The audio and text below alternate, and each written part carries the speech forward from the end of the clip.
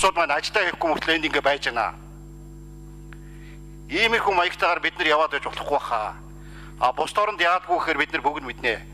Татвар төлөгчдийн нэг төгрөгөнд нэг центэнд буруугаар өрсөн, буруугаар харьцсан хүмүүс бол үнэхээр тэр албан тушаал дээр тэр ажил дээр тогтдоггүй. А тэр засаг, тэр нам бол зайлуулагддаг юм байдаг. А гэтэл бол эсрэгээрээ яваад байна. Үнэхээр 2000-аас 2012 он хүртэл ямар нам засгийн эрх барьж ялаа. Ямар ерөнхий сайттай байлаа. Ямар их хурлын даргатай байлаа. Хэн нь олонх байлаа. Энийг бол бүгд мэднэ. А энээсээ эхлээд бид нар хариуцлага хүлээмээр юм шиг байна. Зарим намуудыг бол хориглож ирсэн шүү дээ. Бусд орнуудад тийм дуршлаг бий. А манайд бол тэгээгүй.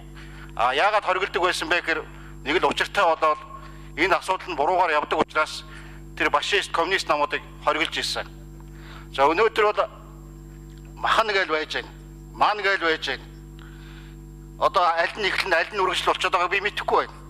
Одоо энэ Баянсэлэн Баасанхүү одоо Тэрвэштав улаан гişүү мөшөө нэхлэн ч юм уу. А манай энэ одоо инкчүүчэн дарга марга энэ намын чиглэл үргэлжлэн ч юм уу. Энэ ойчрын ойлгохгүй байгаа. А та нар бол сайн сайхан юм ийсэн инээтрээ юм болохоор бүгдээрээ болооцолдог. А тэр хэлмэгдүүлсэн тэр ламнараа байхгүй болгосон одоо энэ 30-40 мянга 8 мянган хүн ийм болцсныг бол ерөөсөө хүлээхгүй иймэрхүү яриад ах юм. Тэгэхээр бол одоо би бол өөрийнхөө арчилсан намыг гэсэн бас буруутгаж байгаа маа.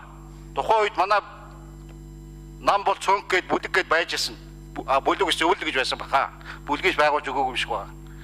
А энэ үед ямар шийдвэрүүд гаргаж ирсэн бэ? Гэхдээ манайхан бол эсрэг байсан юм шиг байна. А гэхдээ тэр хуулийнхаа хяналтын системийг байхгүй болгоод а эндээ сонгуулийнхаа мөнгийг босгоод тэгээ олон төрийн толгойд гарч ирээд үргэлжлүүлээ барай явсан. Иймэрхүү ойлголтыг бол гадуур яриад байгаа.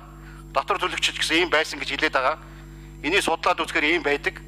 А тэгэхээр бол ерөөсөө одоо өнөөдөр манай арчилсан намд бол байр алгалдаа. А яг Баян хонгор аймагт бол Батулга гишүүн, Батбаяр гишүүн бие оролцоод намынхаа байрыг өөрсдийнхөө мөнгөөр бариулж ирсэн.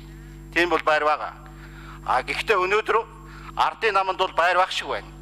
Монгол ардын хувьсгалт намд байр байх шиг байна. Энэ бол татвар төлөгчдийн мөнгөөр бүтсэн байраа. Тэгэхээр та бүхэн юу яавал яасан бэ? Үнэхээр та нарын өмнө сайхан боломж байна. Ард түмнийхээ өмнө ямар харагдах вэ гэдэг.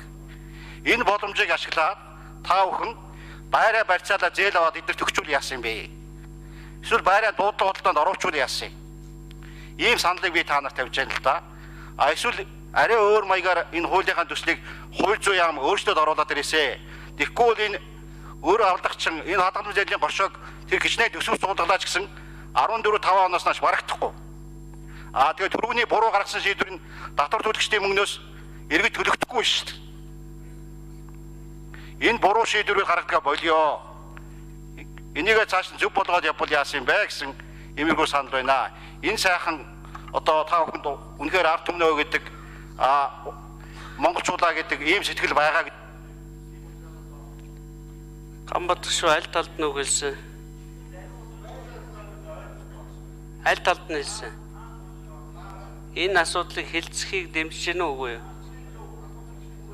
За одоо Одон Туяа гишүүн эсрэг саналтай нэг гишүүнийг үг хэлүүлнэ.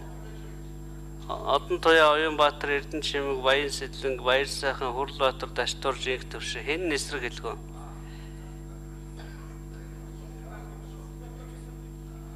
Байхгүй бол би хаалаа.